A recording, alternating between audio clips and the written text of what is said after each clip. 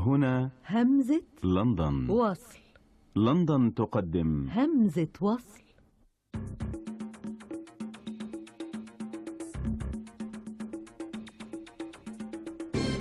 همزة وصل. همزة وصل. لقاؤنا همزة تصل بيننا وبينكم، تجمعنا عبر أثير الصداقة والمحبة، معا نصنع هذا اللقاء. همزة وصل بينكم وبيني، محمود المسلمي. أيها الأصدقاء، في همزة وصل لا توجد كلمات، رغم أننا نعمل بالكلمة كإذاعيين وكصحفيين، تعبر عما أكنه وما أشعره تجاهكم. كما توقعت، بل أكثر مما توقعت، كانت ردود الفعل الكبيرة والهائلة لدى الأصدقاء لعودة برنامج همزة وصل. سحر أبو ضياء مثلا تقول: سعداء جدا بهذا الخبر الجميل، نحن في أشد الشوق لسماعك في برنامج خاص بك، أكيد راح يكون برنامج ناجح إلى الأمام دائما. شكرا يا سحر. عاد والعود محمود، هذه لمسة أخرى من طارق محمود النيهوم من ليبيا، وله إسهامات أخرى أيضا ربما نستمع إليها في هذه الحلقة. حسام علي محمد حسن صاحب الشعر الذي قدمناه في الحلقة السابقة، وهو شعر لفاروق جويدة بالمناسبة، يقول: الله الله على الأخبار الجميلة، سعداء بهذا الخبر. محمد حرحش: كل عام وأنتم بألف خير، ومبروك على عودة البرنامج، الأمر الذي يجعلني أحترم إدارة BBC لأنها لا تصم الآذان على محبيها، لكنها تستجيب لطلباتهم. أما محمد حرحش أيضا كان له وخالد جمعة أيضا قفشة ظريفة جدا، يقولان: شيء رائع أن يعود همزة وصل، لكن غابت عنكم غاب عنك يا محمود الختام المعتاد عندما كنت تقول: على الحب والخير نلتقي، نسيت أو تناسيت ذلك.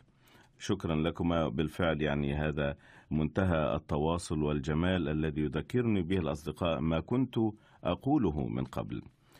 نادر عصفور: تحياتي لهمزة وصل وللمبدعة ناهد نجار في برنامجها الجديد، والمبدع فؤاد عبد الرازق في ذاكرة إذاعة، وشكرا على الجزء الثاني من الهمزة يا صديق العزيز فلان.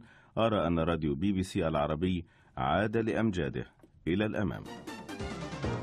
همزة وصل. من الأصدقاء الذين بادروا بالتواصل معي بمجرد عودة همزة وصل هو المحامي محمد بن علي مزغيش، وهو من الجزائر ومن ذوي الإعاقة كما يعرف نفسه، لكنه درس الحقوق والعلوم السياسية، وهو ناشط أيضا في الدفاع عن حقوق الإنسان. لم يكتفي الصديق محمد بذلك، لكنه بعث بشريط فيديو عن بعض حالات ذوي الإعاقة الخاصة في الجزائر ليطرح هذه القضية، ويسعدني أن يكون معي الآن الصديق محمد. أهلا بك أخ محمد. شكرا جزيلا على هذه الاستضافة الطيبة بداية، وعيدكم مبارك.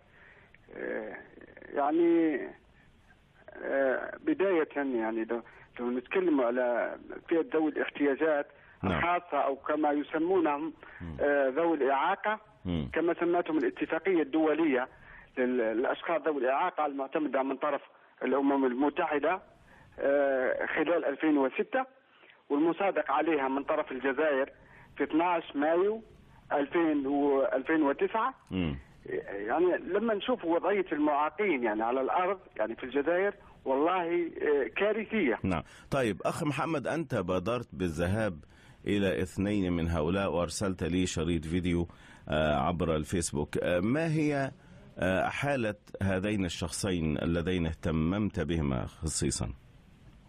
يعني هذا الشخصين يعني هم إخوة أشقاء يسكنون في العراء، يعني في منطقة جبلية جد وعرة، وتقلبهم أمهم يعني طاعنة في السن، فاقت 80 حولا. يعني شيء كارثي، يعني لما يعني شفت الواقع يعني لا يوجد لهم دخل، لا يوجد لهم إعانة، يعني ماذا تطلب لهم أنت؟ أنا أتمنى يعني أنه هذه عينة بسيطة اللي وصلتها الكاميرا بتاعي، ولكن هناك صور أبشع من ذلك يعني. طيب أستاذ محمد، يعني هل لك أن تحدثنا عن نوع الإعاقة التي تعاني أنت منها شخصيا، وكيف تغلبت عليها وقدمت نموذجا في التحصيل العلمي وفي النشاط الحقوقي أيضا؟ هو يعني الإعاقة، يعني عندي إعاقة على مستوى الأطراف السفلية، يعني وعلى حسب الأطباء باللي هذه الإعاقة يعني قابلة للعلاج في أمريكا، وأنا في إجراءات حثيثة باش نحاول أن نستكمل يعني العلاج. ولكن الإعاقة كنت نشوف فيها يعني قوة ودافع لتحقيق الذات. نعم. وما هي الصعوبات التي تواجهك كأحد ذوي الاحتياجات الخاصة في حياتك العادية؟ يعني نحن نتحدى المستحيل في دولنا العربية، لأنه لا نوجد تقبل من حيث المجتمع، لا توجد تكييف للمناطق لتسهيل وصولنا للمحيط والاجتماعي والثقافي والاقتصادي والرياضي، وبالتالي نحن يعني نعاني كثيرا كثيرا كثيرا يعني. طب بعيدا عن نعم تفضل ماذا تقول؟ كنت من الناس المحظوظين يعني بفضل من الله وبالإرادة اني اثبت يعني لكثير من الناس وكثير من اقرنائي باللي الإعاقة ليست حاجزا، بل هي قوة. نعم، طاقة كامنة كما نقول. عموما نحن نشكرك أنك يعني أتحت لنا هذه الإطلالة في برنامج همزة وصل من لندن، ونرجو أن تتواصل معنا وسيطرح هذا الحوار مع أصدقائنا للحوار ولطرح الآراء، وإذا كان هناك تجارب شبيهة أيضا. شكرا لصديقنا المحامي محمد بن علي مزغيش من الجزائر. تحياتي ونتمنى لك التوفيق. شكرا جزيلا. شكرا. مسج. وفي همزة الوصل تتوالى المقترحات. هذه من الصديق محمد حرحش. هذه الرسالة يقول: أرجو أن تخصص زاوية في همزة وصل لضيوفك من مذيع الراديو والتلفزيون والموقع الإلكتروني. كثيرون لا نعرف منهم سوى الأصوات أو الكتابة على الموقع، واشتقنا للكثيرين منهم، ونرجو أن نتعرف عليهم أكثر من خلال البرنامج. سأبدأ بالفعل من هذه الحلقة يا محمد في هذه الزاوية، ويسعدنا أن يكون معي زميلنا الدكتور صفاء الصالح. تعرفونه من كتاباته على الموقع bbcarabic.com، تعرفونه أيضا عندما كان يقدم برامج إخبارية في بغداد وفي السودان. لكن صفاء الصالح، ونرفع الألقاب، لديه أكثر من ذلك في شخصيته. أهلا بك أخ صفاء. ما الذي لا يعرفه المستمعون وزوار الموقع عنك غير الجانب الصحفي؟ بالتأكيد الجانب الصحفي هو الجانب الطاغي، فهو العمل اليومي، ولكن أنا موزع في واقع الحال بين الصحافة وبين الاهتمامات الفنية والأدبية وبين البحث العلمي أيضا. البحث التخصص الأكاديمي بالتأكيد أنا درست الدراسات الإعلامية كما نقول في العربية أو الميديا. ما هو موضوع الدكتوراه؟ وأعرف أنه طبع في كتاب. نعم. يمكن دون علمك. بالتأكيد. أنا عملت في إطار المنهجيات الحديثة في إطار الدراسات الإعلامية. حاولت أن أطبق يعني أقدم تعريفا في منهج حديث يسمى تحليل الخطاب تحديدا. وعادة في الدراسات الإعلامية في منطقتنا العربية يعتمدون في الغالب على منهجية تحليل المضمون، وهي المنهجية السائدة منذ عقود بالضبط. هناك بعد بصراحة بعد الانفجار المعرفي الذي حصل في الستينيات وبعد البنيوية وما بعدها، دخلت كثير من المنهجيات الحديثة التي لم تكن في سياق البحث الأكاديمي في حينها، كانت جديدة ولكنها الآن أصبحت في قلب المؤسسة الأكاديمية سابقا. هل درست الإعلام يا دكتور، ولا كان الجانب الأكاديمي ثم الصحافة أخذتك؟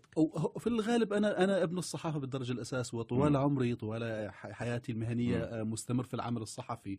وعندما توجهت للبحث الأكاديمي كنت مستمرا أيضا في عملي الصحفي. ما شاء الله. فكانت العملية متواصلة، وكان البحث الأكاديمي الأكاديمي نشاطا جانبيا وأساسيا أيضا في نفس الوقت قدم للصحافة. طيب، لكن الجانب الأدبي في شخصك ملحوظ أيضا، ولنا يمكن صولات وجولات ومناقشات، ذكرياتك مع شعراء العالم العربي، شخصيات أدبية وفنية يعني لا تحصى.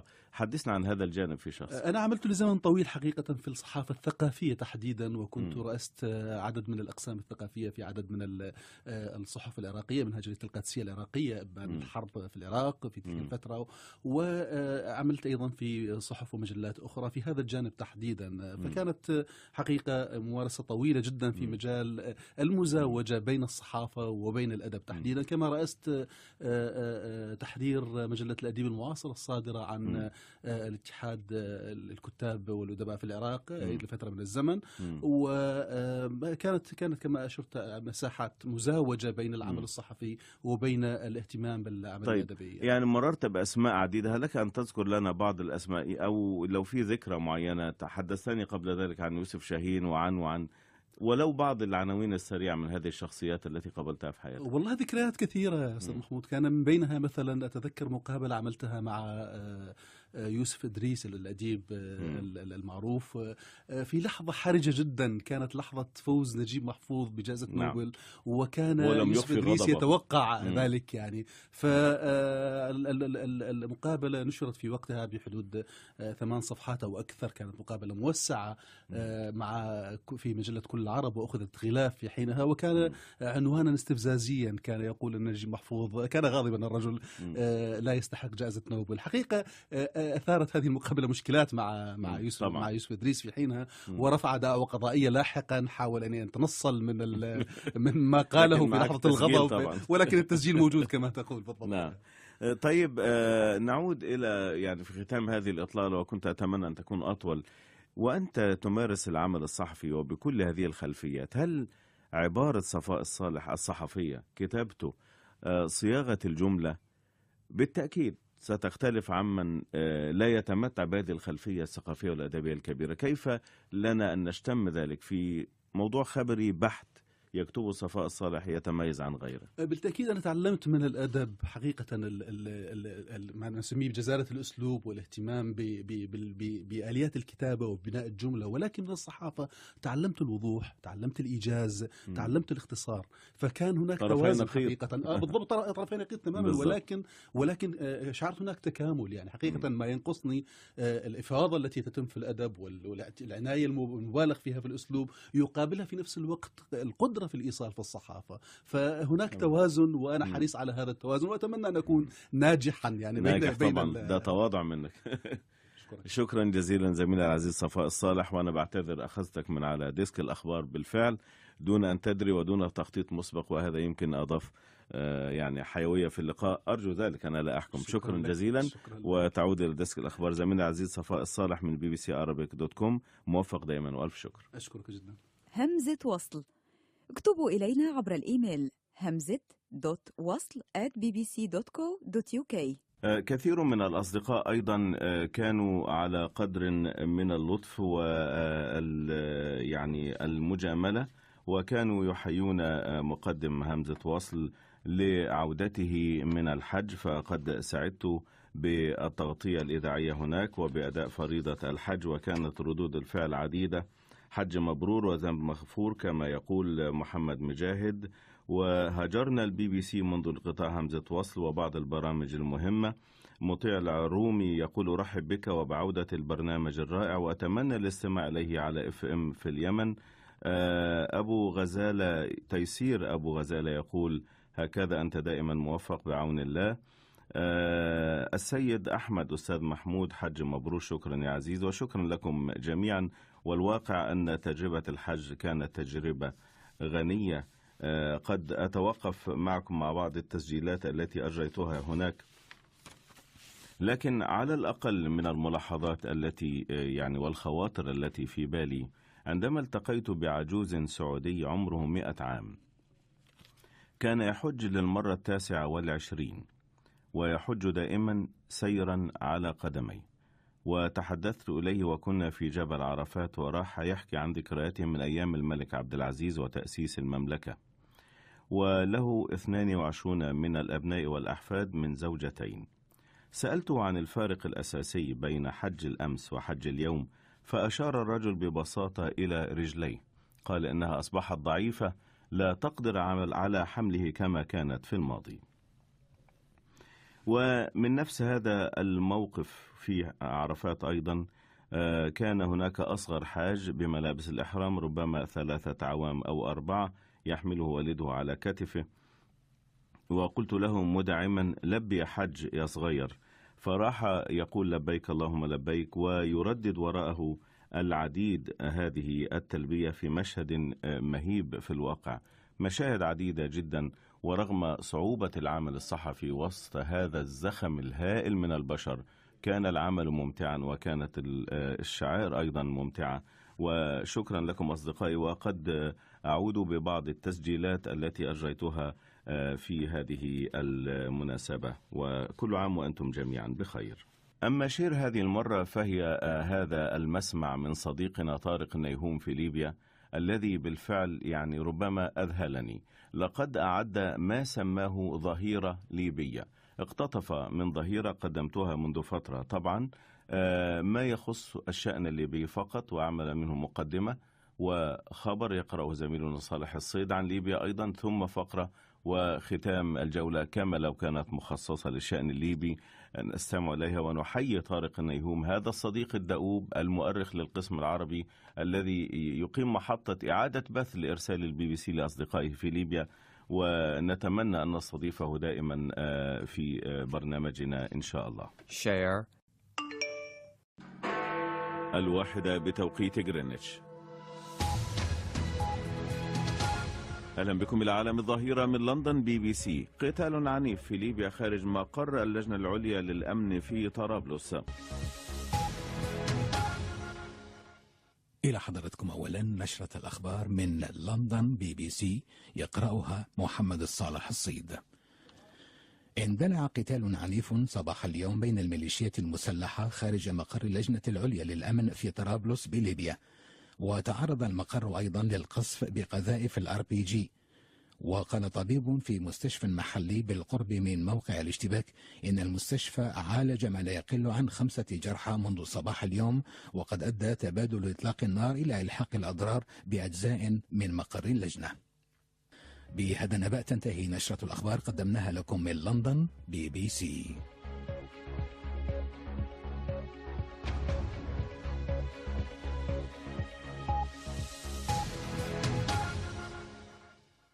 أهلا بكم، ونحن نواصل عالم الظهيرة من لندن BBC، يقدمه محمود المسلمي، يخرجه حيدر البطاط ويشرف عليه ضرار عمير. ونركز على الشأن الليبي، حيث اندلع قتال عنيف صباح اليوم بين الميليشيات المسلحة خارج مقر اللجنة العليا للأمن في طرابلس، وتعرض المقر أيضا للقصف بقذائف الRPG. ينضم إلي عصام الزبير الصحفي الليبي في طرابلس. سيد عصام، هل من تفاصيل عن طبيعة ما دار اليوم، وهل الصورة هدأت الآن في هذا المكان؟ طبعا الآن تعتبر الصورة هادئة جدا، لأنه يتم الآن محاصرة الموقع الذي هو كان مقر الاستخبارات العسكرية من قبل قوات الجيش الليبي والقوى المتحركة التي تتبع رئاسة الأركان. وطبعا سبب المشكلة كان هو بخصوص اعتقال أحد الأشخاص والذي اسمه أمير.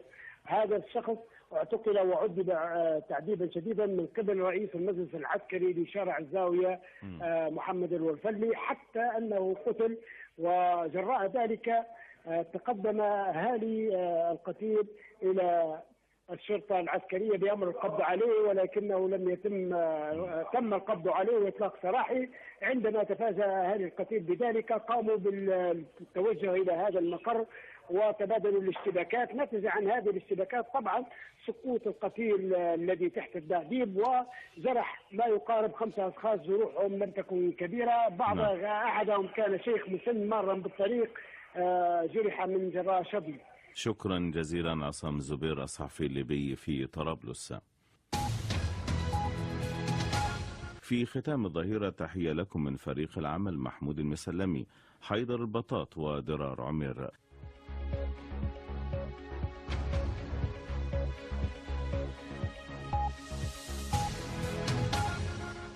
Hamzat Wasil likes this. وفي الختام تحية لكم من صديقكم الدائم في لندن محمود المسلمي.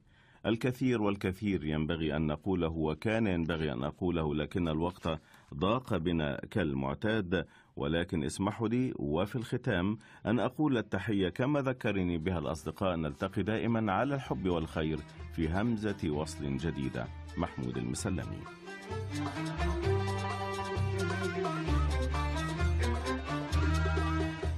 والختام وبناء على طلب أصدقائنا هو عودة إلى إهداء الفنان وائل أبو بكر، وهذا العزف لأغنية يا صباح الخير لأم كلثوم. أرجو أن تحوز رضاكم.